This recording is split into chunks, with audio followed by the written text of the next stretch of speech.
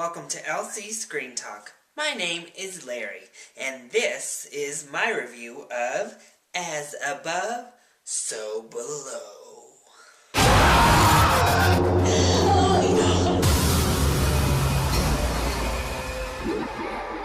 This was one of the many horror movies coming out this fall that I was super excited to see.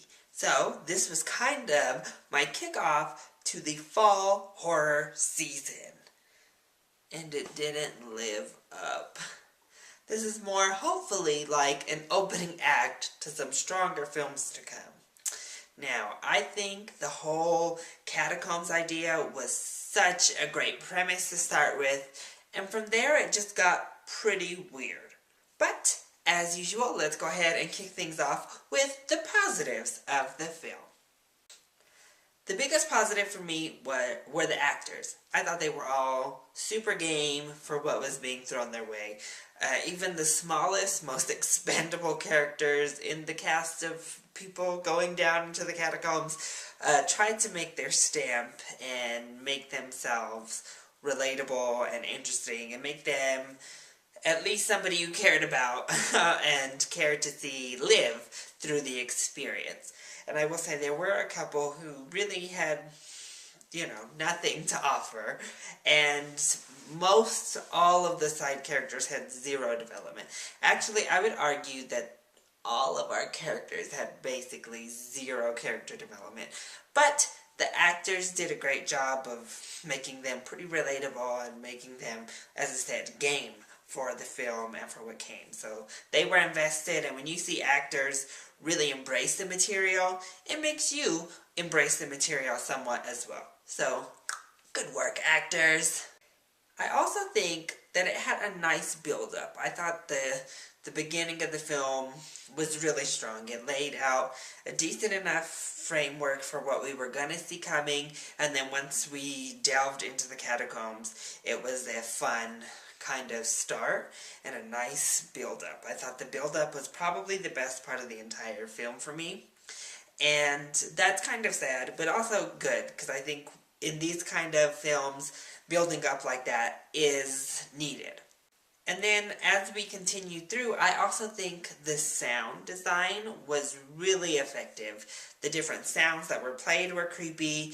The absence of sound, a lot of the times I thought was also really creepy and really effective throughout the film. And then, I don't find the, found footage to be terrible here. I thought it was actually pretty effective. It brought you along the journey with these people, made you feel part of it. So, usually I hate found footage if I'm being honest, but this was okay. I didn't love it still, but I thought it was used effectively enough that it didn't totally distract me. I will say the beginning did distract me. I was like, oh my gosh, I'm getting nauseous from this shaky cam. But as we moved along, it felt more natural. It felt like you were running along with them or scurrying or whatever. So, what brought this film down? Well, the big thing is it wasn't very scary. I would say for the whole first half of the film or so, it's not even a horror movie. It's really an action-adventure. The premise is very actiony, very, Indiana Jones-esque. And you're like, okay, we're along to discover this awesome treasure. Yay, let's go. And once we get to the scary part, it still isn't all that scary. It's just, creepy imagery, creepy sound, but nothing lasting. And, a couple jump scares thrown in, but really, you're not very scared. So that's kind of the big problem with the movie.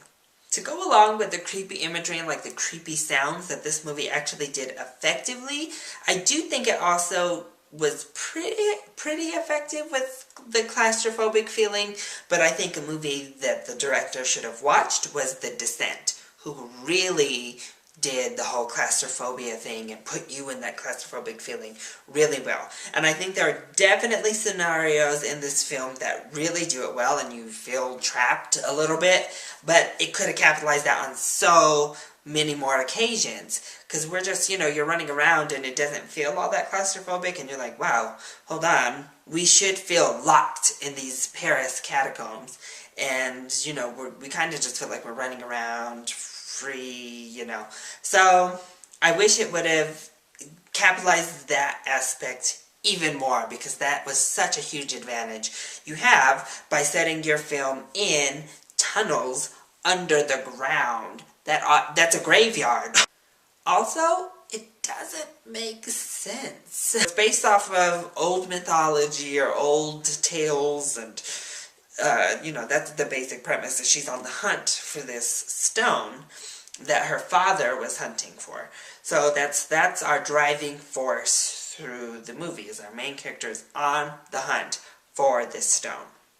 And as we go, though, basically they just read things or say old mythology things to help us change the rules. So, kind of like, conveniently, if we need something changed, it is now changed.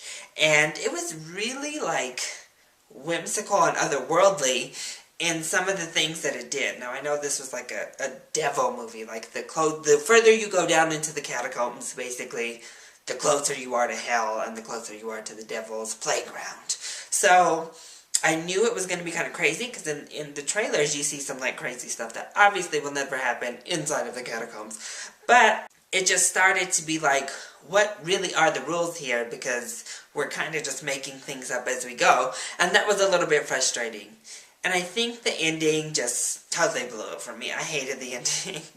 I didn't like it. I was like, oh gosh, it really just went there. I don't know, by the end, you're just so far removed from any sort of reality that it kind of just went downhill for me.